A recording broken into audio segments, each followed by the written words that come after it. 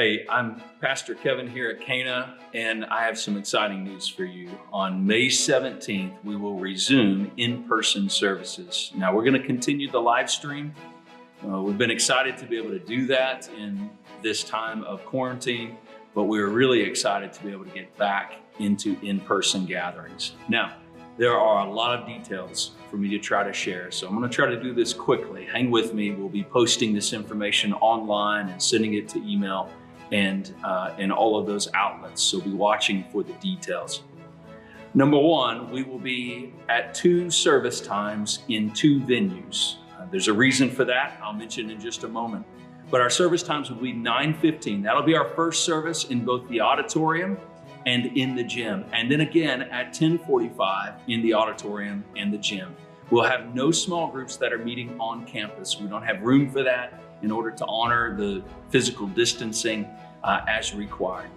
Secondly, in both of our venues, we will have families that can be seated together, and then there will be social distancing imposed during our services, both in the gym and in the auditorium. There's no child care. There'll be no children's activities and no student activities, so that families can self-contain and families will worship together. Now, I know some of you, that feels like a incredibly hard thing to maneuver with your young ones. In the gym, Miss Julie will bring a kids activity section. All right, so she'll actually present live, and so the kids can be on their feet, in their seat, and they can participate and be part. And then for the final song of our set that's occurring live in the auditorium, all of the music and the preaching will occur live in the auditorium and will be simulcasted into the gym. So if your kids get a little bit rowdy, there's no way, literally, that they can disturb the preaching or anything else that's going on. We hope that it will be a more relaxed environment for you with young kids and that you can really be there and participate. It's also a great opportunity to teach your kids how to sit through service, but you come for that, and we are looking forward so much to getting to see you during that time. As well, in both venues, we'll be limited to about 75 people.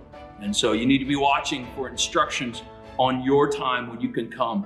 And for all of you who may be visiting, I want to tell you, we are so anxious to get a chance to meet you. So we're going to leave spots open for you. You come at 9:15 or 10:45. We will get you specifically where you need to be. And don't you worry, you're not going to mess up. You're not going to infect somebody or whatever. We're going to be as safe about everything as we can be. We're going to have full wipe down between services.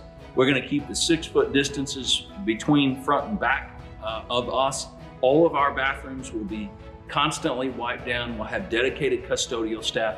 And so don't worry. Now listen, if you're in a vulnerable group, I want to ask you to stay home. Okay, I know you're anxious to get out, but I want to ask you to stay home because this COVID-19 is serious for you. And so we want to say, we want to ask you to self-police in that way and to limit yourself. But you are not obligated to be here.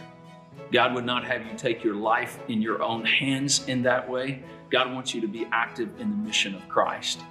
And so being in service, listen, we will get to a time where it's whatever new normal will be.